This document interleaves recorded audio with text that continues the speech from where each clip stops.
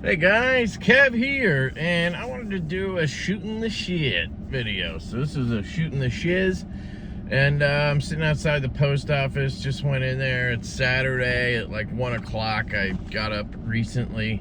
I got a chance to sleep in today, which was fucking fantastic. Been a while. I got a package from Johnny over at Bluminati Ninja. Pretty sure he's just returning some pass-around knives. I wanted to show you guys a new slip I got in from Troy. This is for the new laid-back jack, and it is gorgeous. So it's ghost leather, and it's red ghost leather, so you'll see the red down there, and then it has a white wax over it, which you can see is wearing a little bit from me carrying it. And oh man, it has a little bit of a pink hue when you first kind of take it out of the package, but once you slide that red and black knife in there, it literally just pops. It's absolutely gorgeous. I've had it in here for about a day now, just letting it form. So I usually like to pop the knife in and then just leave it in there for a day, carry it, don't take it out or anything. The laid-back jack is available now. I assume it's still available at this time. They usually have a good number of them.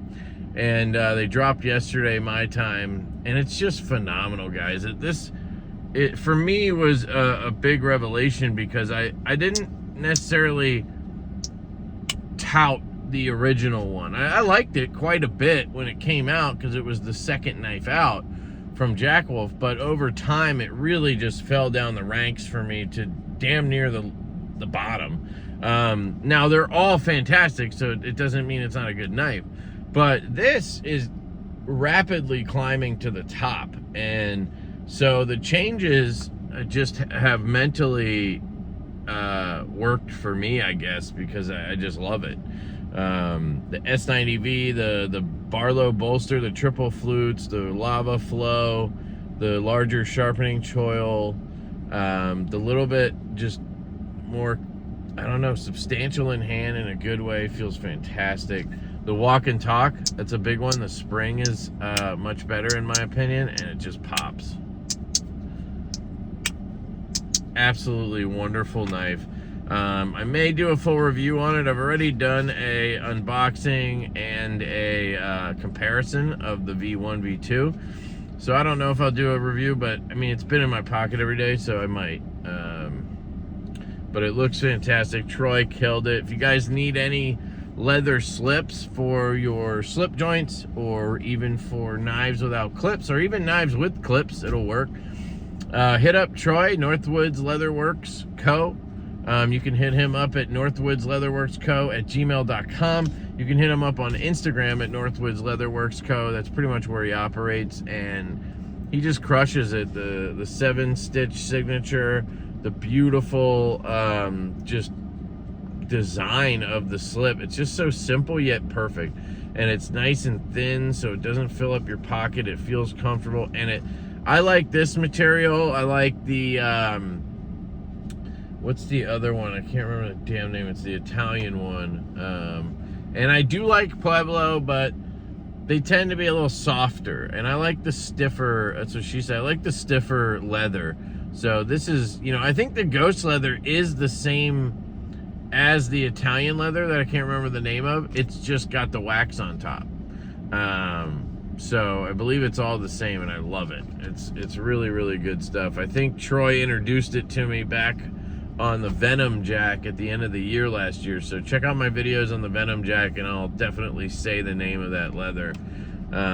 Just wonderful. Really, really good. I love it. So, oh right, I was gonna open this box. I do have another knife in the pocket. It is a Divo knife, and I want to talk about it because I have something to say. Something that changed, and we're gonna have a drop soon. When you see this, possibly very soon. And I just want to clear up something. So good, so good, so good. All right, so we have a bunch of knives. Now 3 knives. We have Divo Knives Growler. I didn't think I was next on this.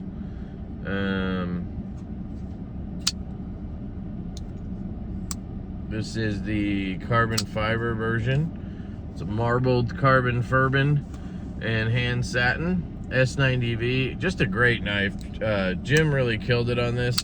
I think he still has some of the jig tie. I'm not sure if he has any of these, but you could hit him up. I think they might be on sale because he has a V2 coming soon. And I'm excited for the V2 because knowing Jim, he's like me, right? Like, he's gonna get the V1. He's gonna love it, right? It's his design and everything, but he's gonna find things he wants to change, and then the V2 is gonna be dialed in. That's just my take on it, but this one's well done. Detent's good. I mean, can I fail it? No. So, good detent, solid AF knife. My only real gripe with the knife was the tip was like basically exposed. I mean, I'm grabbing it right there. So that was my only real gripe with the knife. Is that a big deal? I don't know. Ergos are good. I actually really like this area right here. A lot of people complain about that and don't like it. I actually think it gives it some character, and it's comfortable. You know, it's a big knife, but very well done. So I'll see if there's somebody after him on this. He might have just sent me all the knives he had. I don't know why you would do that, but we'll see. Maybe I'm wrong. Giant mouse. Oh, it's the Tribeca.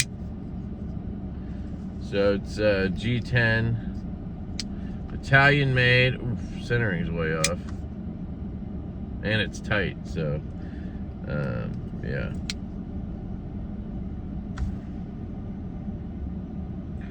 I don't know if there's skiffs in here. It's hard to tell. I might have done that. I can't ever remember what I did or didn't do with pass around knives. But detent's good. It's a Magna cut. Solid knife for sure. I think they did a good job on this one. I do have a link to Giant Mouse down below. You can save $5 if you use the code LeftyEDC there. And this is a solid Italian made one for sure. Their Magna cut is at like 61, 62, so it's not great, but it's definitely not bad either. But yeah, I remember the centering was a little off on this, so that's it though. I mean, you know, I will probably sell most of these. That's usually what I do. I pass them around so the company gets their exposure, you know. Usually they're just sending the knife to me, and then I just pass it around because I feel like I should. And then instead of having it sit in my knife case for a month, show it a couple more times after review, and then trade it, sell it, give it away, whatever, I pass it around so they get more exposure. And then when I get it back, I don't really feel bad selling it because it's done, you know, it's done its work. I know that's like weird, but, and then it helps me keep the channel going, you know. So this is the Kubi Knives Aquino. I really like this knife. It's a Tiguous design, and it's a backlock, but it has a half stop. It's a very interesting knife. Now it will go past that half stop if you hold down the backlock. Oops. But if you do it like this, you can kind of fidget with it like a backlock. Or a slip joint, sorry. It's just unique. Now, I don't love the design. It's a little boxy in hand for me. But it's a pretty sweet knife. You can one-hand it. I'm sure you can roll it out. So hold on, let me try. I just don't want my fingers to slip in there. One hand open. One hand closed. So, Kubi Aquino. Probably give that one away.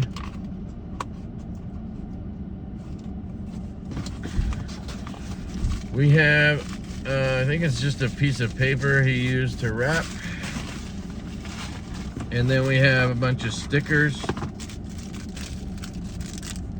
Illuminati patch. and some stickers. So check out Bluminati Ninja. I think he did say he was going to take a little bit of a break, but I'm not sure if that was accurate or not. Okay, so the other thing is the Growler V2. So the drop on this is coming up rapidly. It should be the end of August. Now, when we ordered this blue version, we asked them to do a stonewash blade and then all stonewashed hardware and backspacer. So it's supposed to be blue aluminum with all stonewash. What happened was they did all satin hardware, a bead blasted backspacer, and then what they say on the blade, because I emailed them, because my buddy Casey, Knives Fast, he got in one. I sent him one to review. And he compared it to his microburst, Tempest microburst, his model. Check that out, by the way, if you're looking for knives. That's a good one. And he compared the blade, and he's like, dude, that's not the same stonewash from Kubi. This looks like a bead blast. And I was like, well, we asked for a stonewash. I haven't questioned it yet, but I hadn't really compared. And, you know, there's a lot of different stonewashes. So I asked Kubi, and what they told me was, they do a sand blast, and then they stonewash it. Essentially, it's a bead blast with, I guess, a stonewashing over top. I don't see a bunch of like stonewashed blasts on here, so it does look more like a bead blast, I would say. So I'm going to talk to White Mountain Knives. They're going to change the listing to either bead blast or sand wash, because the box says SW. So maybe sand wash would make sense. I don't want to deceive people. We just, honestly, that's what we asked for, and we thought we got stonewash, right? Now, the good news is, the reason why I bring it up, I guess I should say, because not everybody's going to know this, I'm not a big fan of bead blasts. Traditionally, I hate them, because the blade can rust easier. Because when you do a bead blast, you're opening up the pores, right? When you do a stonewash, you're covering the pores. When you do a satin, like a polished satin, you're making those pores smaller and smaller and smaller and smaller, and that's what's polishing the blade out, right? Now, on a bead blast, you can have rusting issues, but I do believe them that they sandblast and then they stonewash. So I think they cover that up. I think that's why they do that, because I've been carrying this for a week. I am the rusting king. Now, I'm not saying you can't rust this knife. It's 154 cm. It's not Vanex or fucking ceramic or something, right? But I've carried this every day for a week. I've been cutting open icy pops like it's my job. And what does that entail? Well, they're fucking icy pops, so it's sugar water, basically, or fruit water, because some of them are fruity. And I slice through them, and I get fruit juice, and I get the coloring and all that shit all over the blade. Of course, I rinse it after, and I wipe it down with a cloth. But I've been doing that for a week straight, and it's not really my kid's 3. I could blame her, but I've been on an icy pop kick, so I know I'm weird. But I've had 0 rusting issues. I've had no issues at all with this knife.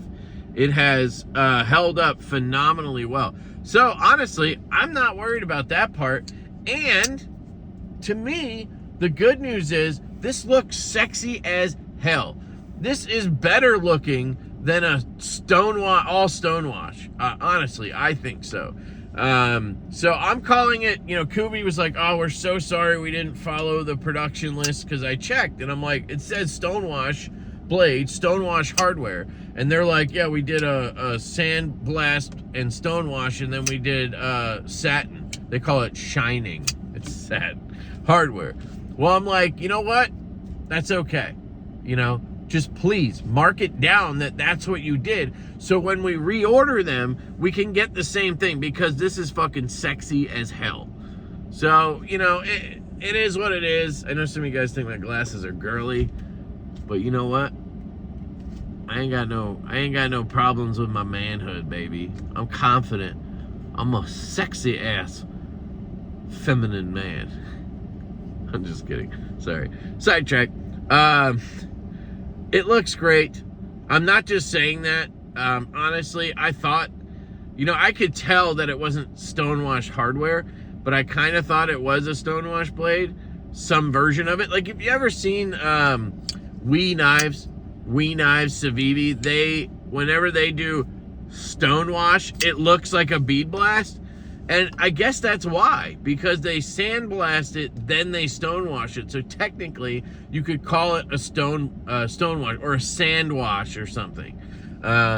So I just wanted to put that out there. I know not everybody's going to see this video, but we're going to update the website, and you don't have to worry about it if you're not a bead blast fan like me. You have two other options, or you could trust me, and you know, it looks fantastic in my opinion. The aluminum is held up pretty well. I'm gonna see if this is a scratch here or if it's just some markup. I think I did scratch it. So it is scratchable. I mean, it's anodized, hard anodized aluminum. It's not like fucking titanium or whatever. It's not as strong as that. Durable, sorry.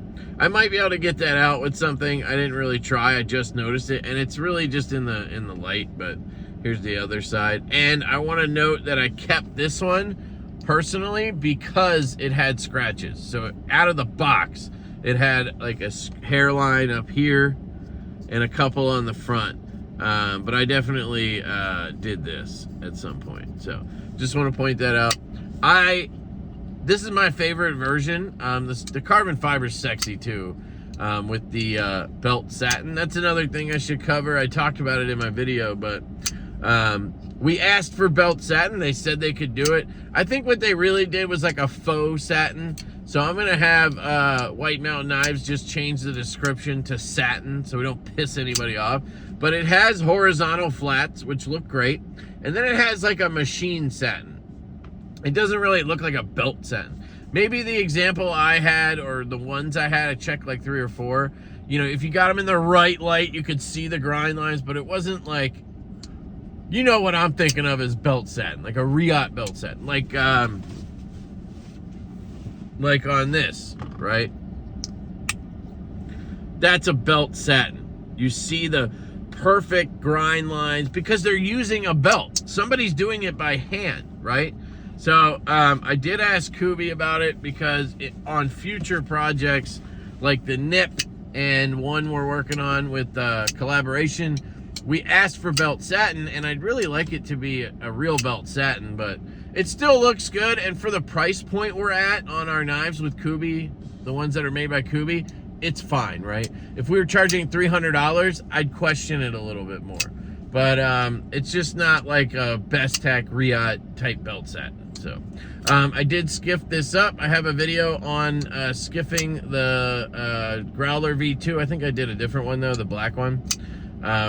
But it is excellent. Breaking, oh, just flicked the shit out of my column. It is excellent. The action is really good. I will say the action was perfect out of the box. I did not need skiffs. Actually, I glued it too tight, so I've had to work it in. This is like overly tight, and it's still almost a guillotine. I mean, and the detent, oh, it's so good. If you can hear it lock up, listen to it. Oh, yeah.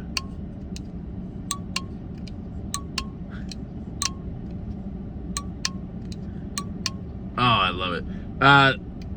The detent is right here, so it's not a late detent. We don't have a detent ramp, but I don't think you need it. I mean, if you do this, you're gonna swing right past it. If you do this, you're just gonna push right through it. I don't see where that'll come in. Left-handed, you don't have an issue.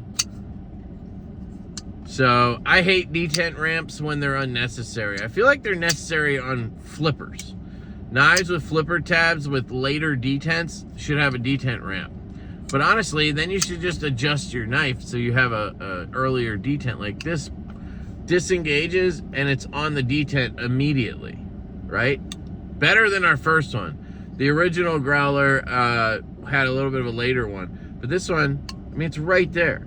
So you just have to get past that right there and you're already swinging down. So no need for a detent ramp that because a detent ramp basically extends the detent. So it wouldn't actually fall off the ramp to like here.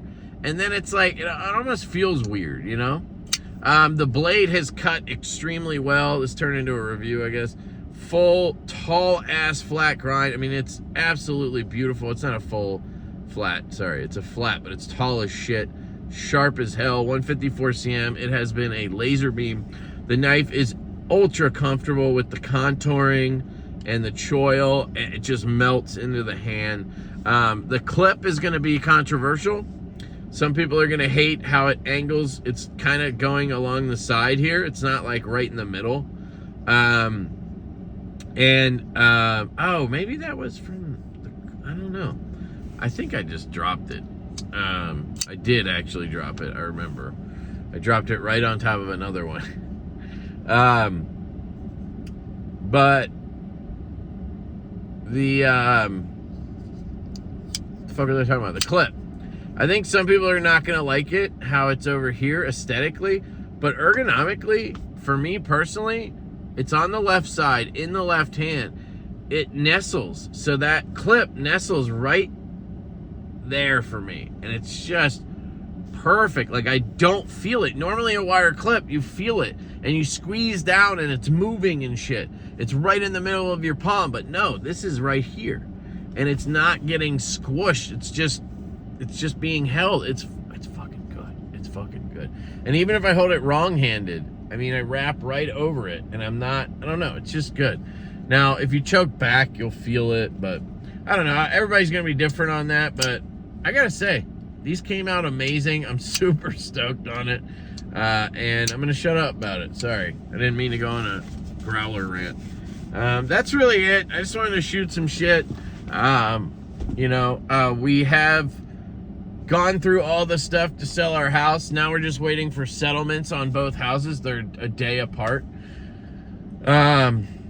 And then we'll move. But for now, for the next month, basically, it'll be back to normal. I have my lighting back up. I'm pretty much set back up. And yeah, so I'll let you guys know when I'm moving. And, you know, I'm sure the content will dip for a little while around there. And then I'm coming back strong, because I'm gonna have my own office slash studio slash shipping station slash, it's gonna be awesome. I'm fucking stoked on it. But yeah, anyway, sorry. I guess I wanted to rant. I love you guys. I appreciate all of your support. You guys are amazing. You really are. Today is actually the last day for the Divo Stout V2 pre-order. We're closing that at midnight tonight, and it's been great. You guys really crushed it. Anybody who picked one up, thank you so much. Those of you who didn't but still shared it and talked about it, that means the world to us. That's what it's all about, is the community, and we love you guys, and I love you guys. I hope you know that. Yeah, thank you so much for helping make my dream possible. My dream is to obviously be doing this full time. I need the channel to do better so that I can rely on it financially a little more before I can you know, step away from a full-time job at this point, especially with the new house. It's gonna be way more expensive. But if I can get the channel boosted a little bit and keep Devo on track, we're kind of going for like a 5-year plan. So, you know, we're at like 2 years now. Once we get to 5 years, hopefully we can both just be doing that. But, you know, we'll see how it goes. We're just trying to have fun and put out cool knives and not charge people a fortune for them. We charge what we have to, essentially, to make money and make it worth it, but we're not, you know, living off of it or anything. So prices are I think reasonable, but everybody's different. Anyway, I'll shut up. Love you guys. Hope you have a fantastic day. If it's not a weekend for you, I hope your next weekend is wonderful. I hope your day is great. I hope everybody's healthy and happy, and I just love you guys. Thank you so much. And I will catch you later.